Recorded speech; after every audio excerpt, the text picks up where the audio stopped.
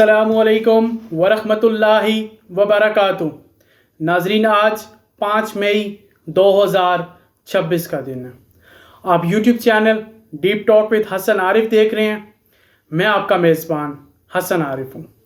नाजरीन इकराम, अमरीकी central command CENTCOM ने तिजारत रानी बहाल करने के लिए अबनाए हुर्मस में एक नए ऑपरेशन का आगाज़ शुरू कर दिया है।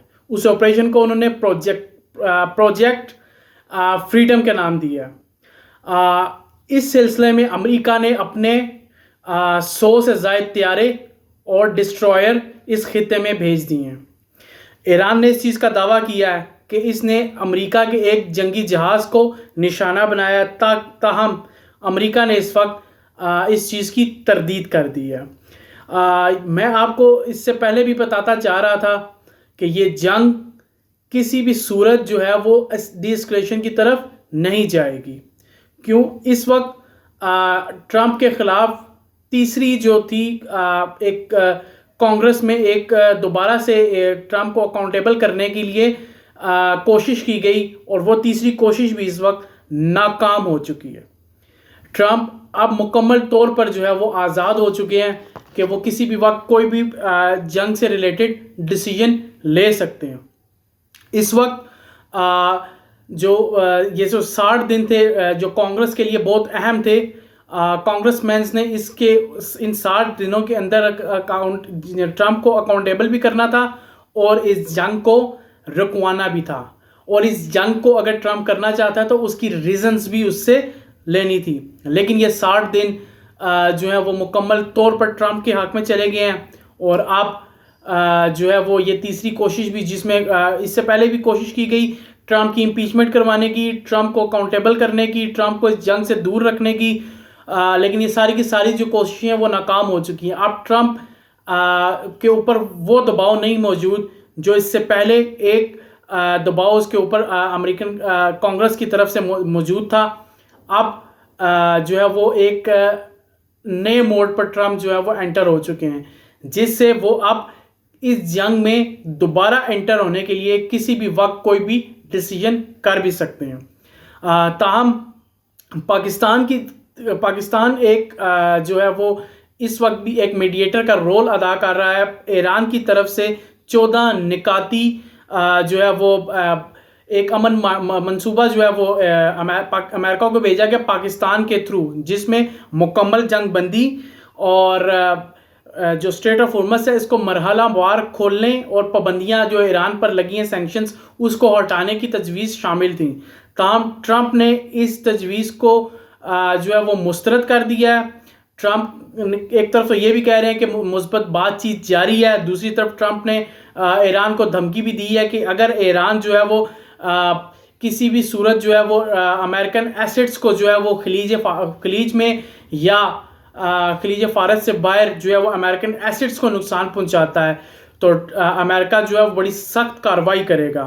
इस वक्त जो है वो अमेरिका ने एक अनाउंसमेंट भी कर रखी है ट्रंप की जानिब से कि जो मुल्क जो है इस वक्त अबनाए हुर्मस से तेल लेके जाना चाहता है, चाहे कोई भी शिपिंग कंपनी है या कोई भी मुल्क है, तो ट्रंप का कहना है कि अमेरिका की जो ब्लैकआउट की हुई सी की अफवाज हैं वहाँ पर जो खड़ी हैं, अमेरिका की जो बैडी बेड़े हैं, वो उन शिप्स को और उन तेल बरदार जहाज़ों को जो है वो एक सेफ्टी सिक्योरिटी फराम करेंगे।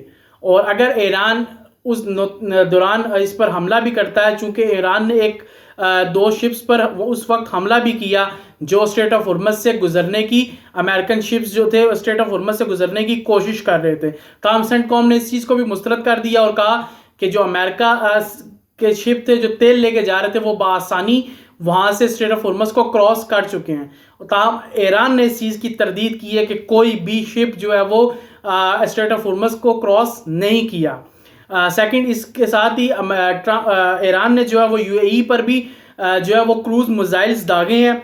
और जो यूएई की एक रिफाइनरी है ऑयल की, जिसका नाम मैं आपको बताता चलूँ, फजीरा रिफाइनरी, इस पर जो है वो हमला किया। ये जो फजीरा रिफाइनरी है ये अरब अमारात की जो है ऐसी लोकेशन पर मौजूद है जहाँ से जो तेल बरामद किया जाता है अपनाए हुर्मस को बाईपास कर कर यहाँ से तेल बरामद किया जाता है। तो ताम अरब अमीरात की तरफ से भी ये कहा गया कि उन्होंने 12 बैलिस्टिक मिसाइल्स, 3 क्रूज मिसाइल्स और 4 ड्रोन्स को जो है वो जो ईरान की तरफ से आए थे उनको नाकाम बना दिया है। इसके साथ ही जो खलीज में इस वक्त हमले हुए हैं, इसके इसराइल ने भी जो है वो पर तोलना शुरू कर दिए। इसराइल ने अपनी फौजों को हाई अलर्ट कर दिया है। इस वक्त लेबनान में जो है वो इसराइल और जो हिजबुल्लाह इनके दरमियान झड़पें भी शुरू हो चुकी हैं और जो हिजबुल्लाह है वो इस वक्त जदीद तरीन FPV ड्रोन्स का इस्तेमाल कर रहा है इसराइल के ख़िलाफ़।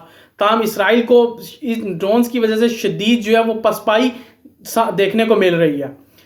इसके साथ ही जो अपनाए हुर्मस की जो बंदिश है, इससे तेल दोबारा से जो है वो आलमी मार्केट्स में जो है वो महंगा होना शुरू हो गया है। स्टॉक मार्केट्स और दुनिया की जितनी भी बैनुल अक़वामी मार्केट्स थी वो क्रैश करना शुरू हो गई हैं। अमेरिका का कहना है कि वो अपनाए हुर्मस को जो है वो खोल कर हर सूरत जो है वो आलमी सप्लाई लाइन को बहाल कर रहेगा। अब अगर अमेरिका दोबारा से इस जंग की तरफ आता है और स्ट्रेट ऑफ हुर्मस को जो है वो ओपन करने की कोशिश करता है और ईरान के जो समुंदर है उनको अपने कंट्रोल में हासिल करने की कोशिश करता है, तो फिर क्या होगा। इसके साथ ही आपको बताता चलूं कि अमेरिका का जो ये ऑपरेशन फ्रीडम है ये सिर्फ इस चीज़ के लिए नहीं है कि अमेरिका चाहता है कि स्ट्रेट ऑफ हुर्मस पर जो है वो उसको प्रॉपर तरीके से खोला जा सके, बल्कि ये जो अमेरिका का जो ये इकदाम है ये इस वक्त जंग को हवा देने की कोशिश है।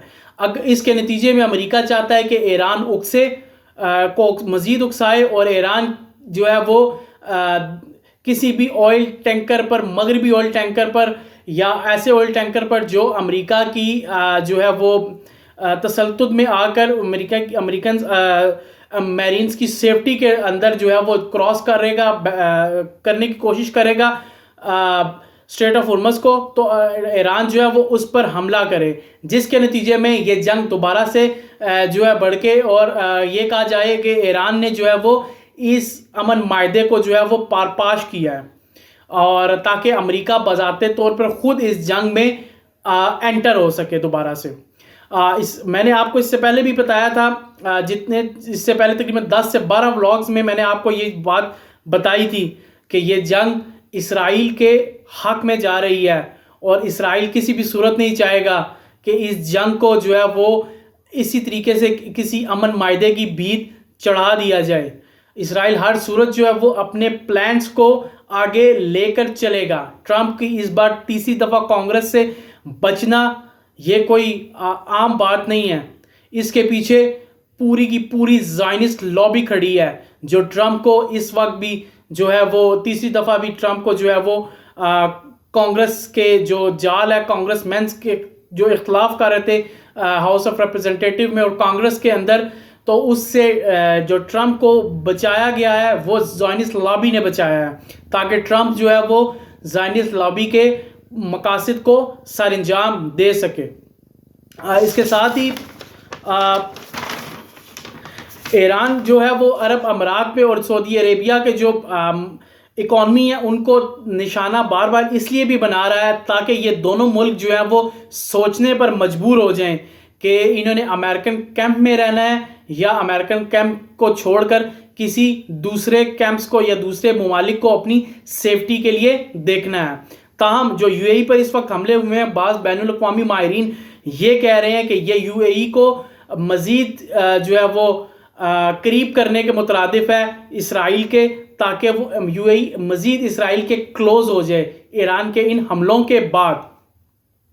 आपको बताता चलूँ इससे पहले भी UAE ने जो है वो OPEC को छोड़ने का ऐलान किया था गुज़िश्ता दिनों, और वो इस नतीजे में किया गया कि UAE ने सबसे पहले अमेरिका को से डॉलर्स की फराहमी मांगी और अपनी इकॉनमी को दोबारा से जो नीचे डाउनफॉल की तरफ जा रही थी उनको अप्रेस करने की कोशिश की, लेकिन अमेरिकी एडमिनिस्ट्रेशन की तरफ से प्रॉपर रिस्पांस ना आने की वजह से UAE ने जो है वो OPEC को छोड़ दिया और अब UAE जो है वो आज़ाद है कि वो अपनी मर्ज़ी से जो है वो तेल की तरसील कर सकता है, तेल की बरामदात कर सकता है और वो ऑयल को जो है वो US डॉलर के अगेंस्ट किसी भी करेंसी में बेच सकता है।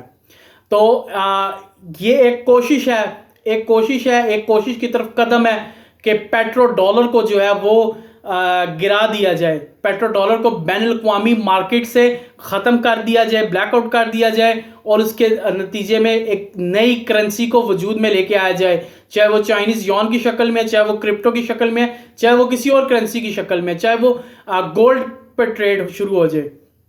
ये मकसद इसलिए है ताकि अमेरिका को मज़ीद इस जंग में उकसाया जा सके। अमेरिका की जो इकॉनमी है वो यूएस डॉलर और पेट्रो डॉलर के तसल्लुत पर कायम है। जिस दिन पेट्रो डॉलर, जिस तरह आप पेट्रो डॉलर को जो नुकसान पहुंचने की जो वजूहात हैं वो शुरू हो चुकी हैं और पेट्रो डॉलर यूएई का ओपेक से निकलना और अपने तेल को मुख्तलिफ करेंसीज के अवज़ सेल करने की कोशिश, ये इस चीज़ की तरफ निशानदेही करती है कि कोई ताकत पीछे मौजूद है जो इस वक्त पेट्रो डॉलर को गिराना चाहती है ताकि इस पूरी दुनिया में जो है वो एक बड़ी जंग को मुसल्लत किया जा सके और तमाम की तमाम बड़ी ताकतों को जो है वो आपस में लड़वाया जा सके, ताकि इसराइल के लिए जो एक ग्रेटर इसराइल का जो प्लान है वो बआसानी तकमील तक पहुंच सके। इसराइल ने इस वक्त जो है वो अरबों की तबाही का भी बहुत बड़ा जो एक प्लान है वो बना रखा है, लेकिन वो प्लान उसी सूरत पे इम्प्लीमेंट होगा कि ये जंग जब मज़ीद आगे बढ़ेगी। ताहम ईरान की तरफ से ये भी कहा गया कि कोई भी अमेरिकन जो हिकमत अमली है स्ट्रेट ऑफ होर्मुज़ के आसपास, वो नतीजा साबित होगी इन तमाम अमरीकी कज़ाकों का कब्रिस्तान बनेगा। ये इलाका जो स्ट्रेट ऑफ होर्मुज़ है इसको उन्होंने कहा कि हम अमरीकी कज़ाकों का कब्रिस्तान बना कर रख देंगे। तो ये कुछ खबरें थी अब तक की। इसके साथ ही आपको मज़ीद बताता चलूँ कि ईरान जो है वो, ईरान ने इस वक्त जो है वो अपने तेल के जो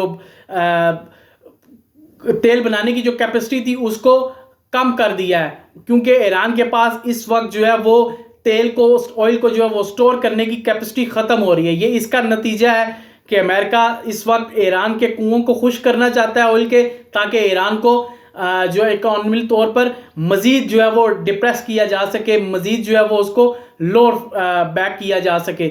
इस वक्त ईरान के पास जो स्टोरेज का ख़त्म होना है वो इस चीज़ का तसल्लुत है कि जो अमेरिकन मैरीन्स को और अमेरिकन बेड़ों का जो ब्लैकआउट है स्ट्रेट ऑफ होर्मुज़ के इर्द गिर्द, ईरान अपना ऑयल चाइना समेत मुख्तलिफ बैनुल-अक़वामी मार्केट्स में जो छुपा कर बेचता था वो इस वक्त नहीं बेच सक रहा, जिसकी वजह से ईरान को इस वक्त $500 मिलियन का पर डे जो है वो नुकसान उठाना पड़ रहा है। और अब ईरान इस नतीजे पर आ चुका है कि इस वक्त ईरान के जो कुएं हैं वो कम पैदावार कर चुके हैं, क्योंकि उनके पास इस वक्त स्टोरेज की कैपेसिटी नहीं है। और अगर ये मज़ीद चीज़ रही तो ईरान के कुएं जो है वो मज़ीद जो है वो तसल्तुल का शिकार हो उसके जो है वो सूखने की तरफ आ जाएंगे। अगर ईरान ने उन कुओं को जो फंक्शनल ना रखा, क्योंकि ईरान के पास इस वक्त कैपेसिटी ख़त्म हो रही है, अगर उन कुओं को फंक्शनल ना रखा गया तो कुएं तबाह हो सकते हैं। तो अब तक के लिए इतना ही।